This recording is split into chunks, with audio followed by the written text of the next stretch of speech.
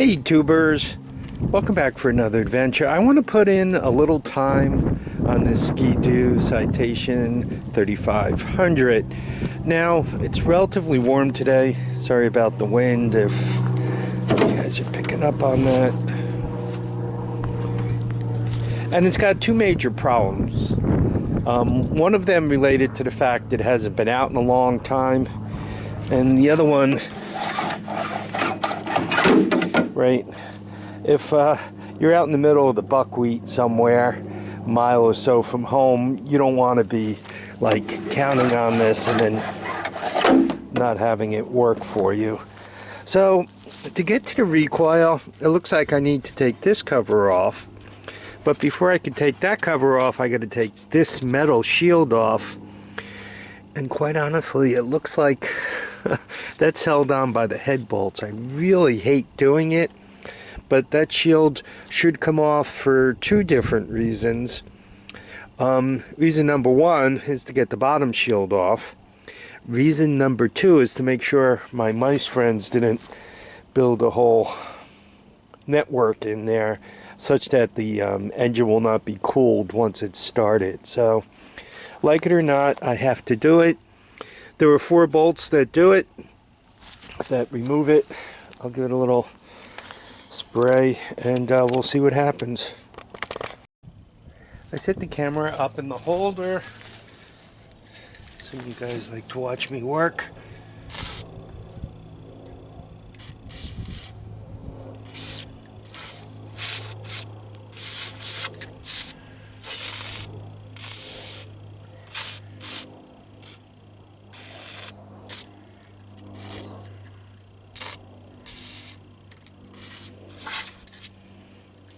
Better too much than not quite enough. I don't think that's necessarily helping, but we'll give it our best shot. Many of you guys know that mostly I use Harbor Freight. Wow, that's loose. Very loose. Are they supposed to be that loose?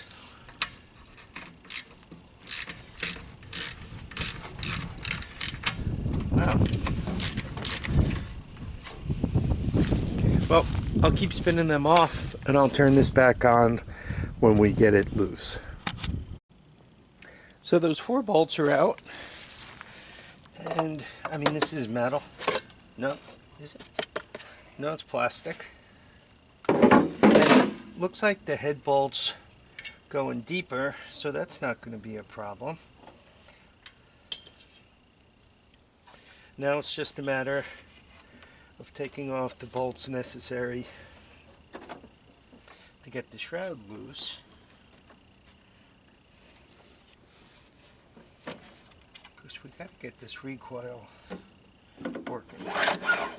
Don't much care about the oil pump, but I do care about the recoil. So what's next is this guy.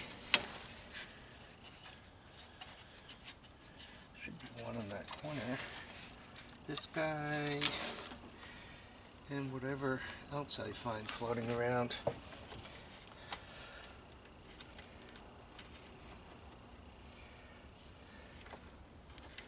I really don't want to mess up the wiring. Okay,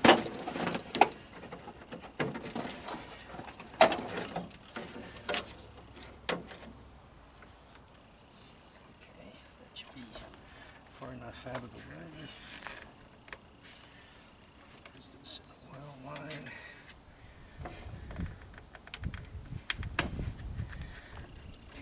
Off. Alright, I'm going to take that flathead out and the other guys, and we'll see where we're at next. Hopefully we can fix this recoil. Without the recoil, quite honestly, the thing is worthless. So at this point, I've removed the oil pump, right? I took off the 4 bolts and it's now loose, and hopefully you guys can see how it works. This just turns, and that's how you pump oil. So now I got to work on the cover here. Shouldn't be all that difficult. I think they're like 10 millimeters. I just hope I could get to all of them.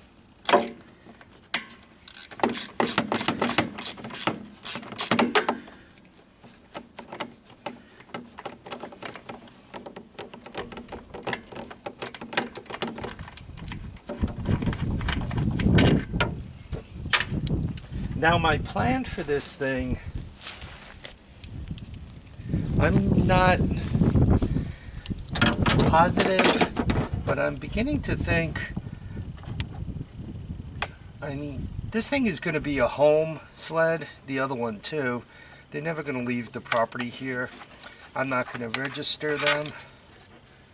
So given that they're not going all that far, I'm probably just going to Mickey Mouse it with a gas tank here, gravity feed. That way I don't have to count on everything. But I'm just thinking out loud at the moment, so don't take notes. So as you can see, I got the cover loose. And the way this works is as you pull the string, right, it's supposed to cam this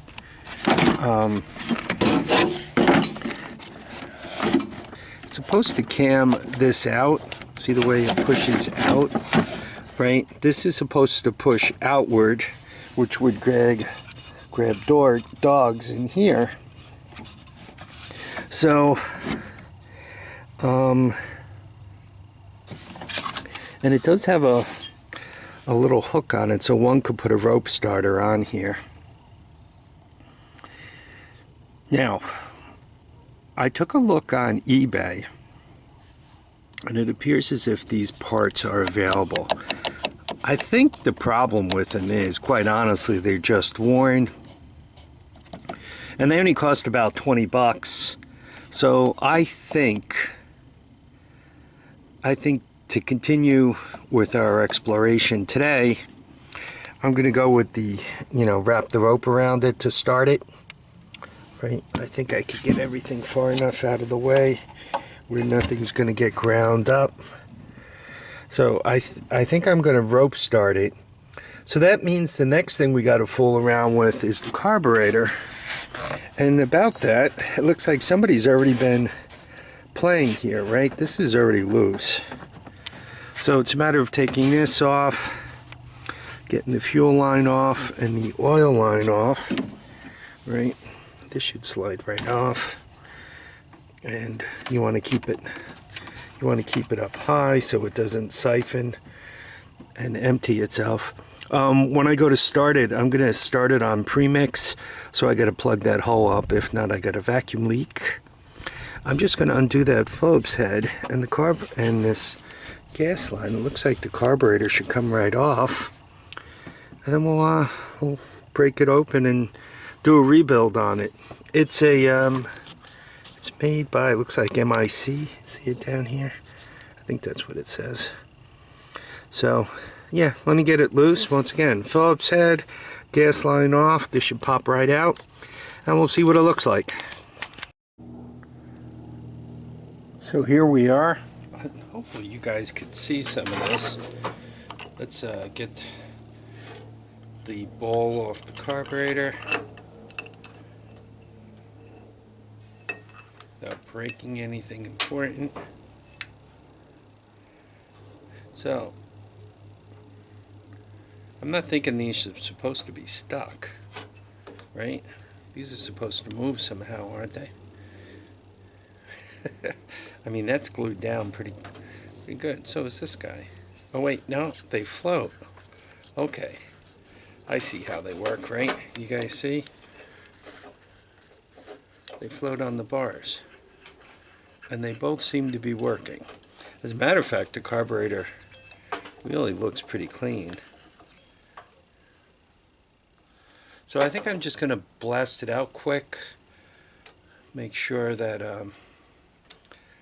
that the valve is working. it all looks pretty good, but I think I'm just going to blast through this real quick, right? I don't want to go any further than you have to. That's kind of like when things get broken, right? So I think you guys could see when those things float, it must push this bar up. So yeah, I think I'm just going to blast through it with a little solvent. We'll smash it back on, hook up a gas tank, wrap a pull string around it, see if we can't get this puppy running. So this is what I'm going to use for fuel. I am not going to use the oiler, because to use the oiler means the recoil starter is going to be a problem, right? I want to order those pieces before I attempt to use the recoil starter. So I'm going to use some premix straight into the carburetor, and I think that'll do everything I need it to do. So let's give it a shot. I'm going to just trickle some of this into the carb, specifically into this hose that should be filling the bowl. I think this is the best way to do it.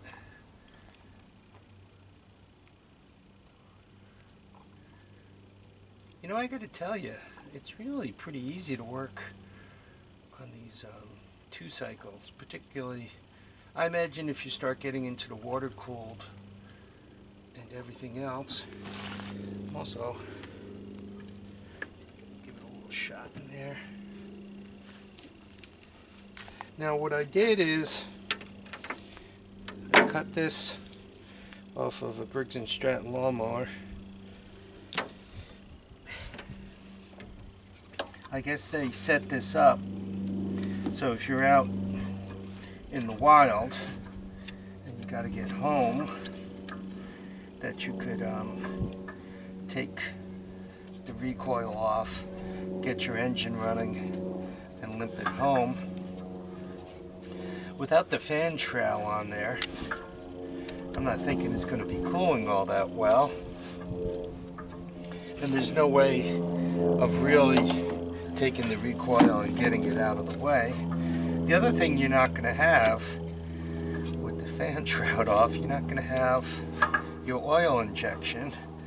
So I guess if you're going to do that, you got to be clever enough to somehow get oil into your gasoline, kind of do a little premix action on it.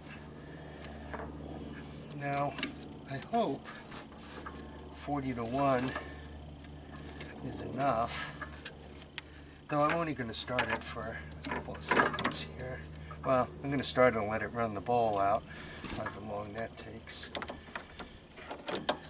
What do you figure, a minute or so?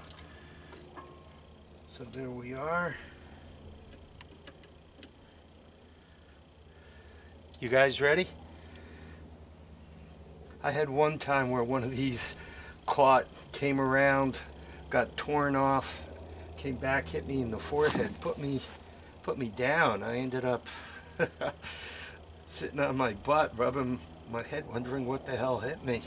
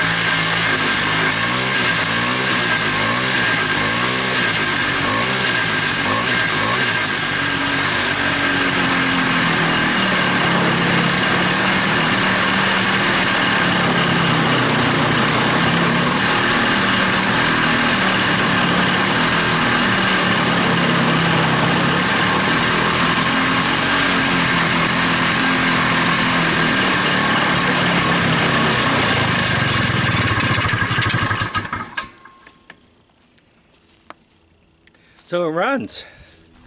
I was giving it some gas there,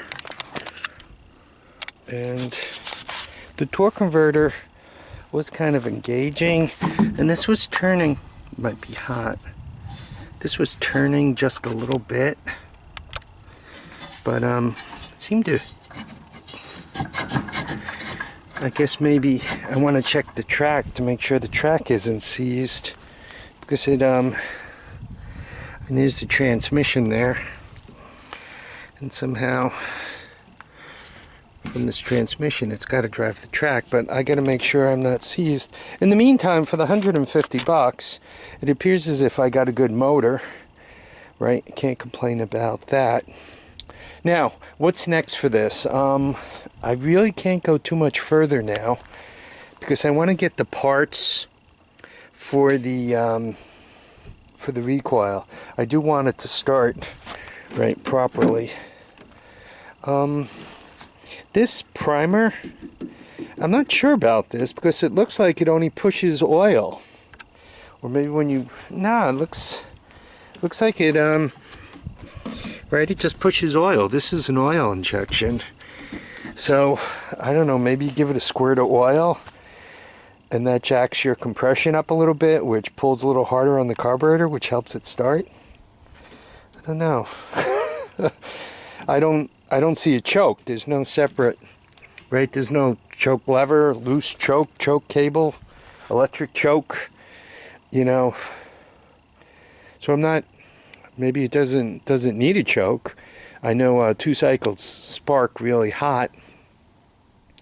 Some people ask me if my portable CDI could be put on a 2-stroke, and the answer is, if you have a pulse generator, you could put it on there.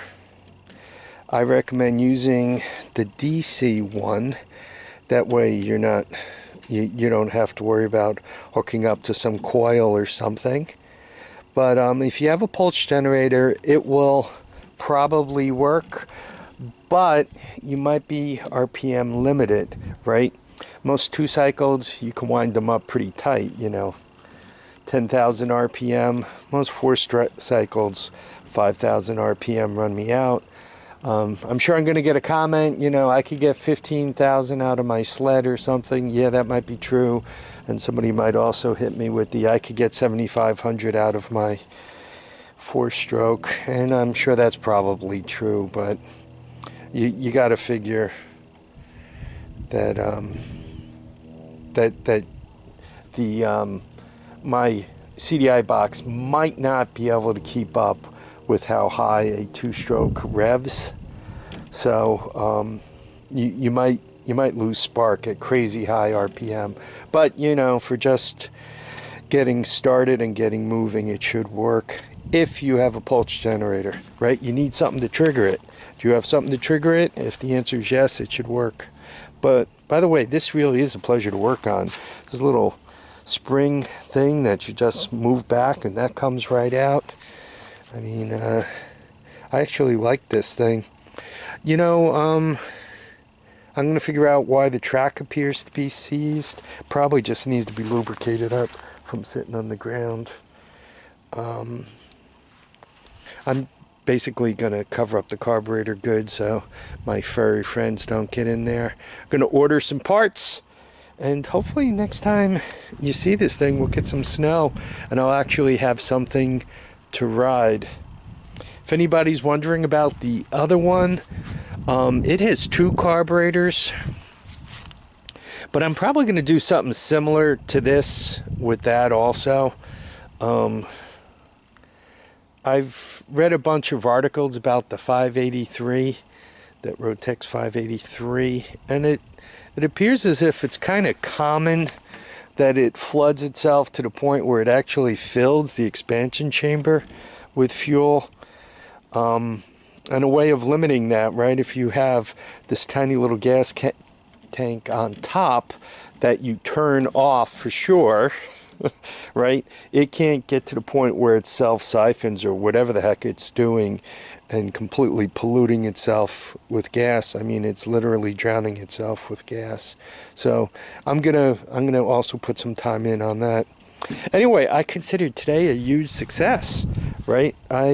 This is really the first snowmobile that I've worked on and really had any success with, so I'm very happy with it. By the way, if you look in that little box there, it looks like Phil left me the toolkit. Thank you, Phil. Seems that when most snowmobiles go bad, or when anybody goes to sell a snowmobile, they take the toolkit, they take the belt, and everything else. It looks like also this thing might have a trunk. I don't know, does this come off? Anyway, I guess I'll, maybe it does, maybe it doesn't. I'll figure that out when the camera isn't running. Anyhow, folks, I really want to thank you all for dropping by to watch and comment.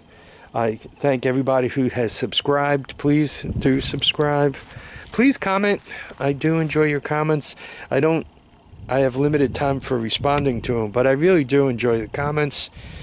Even John up there in Canada, who says my back hurts because I'm fat. All right.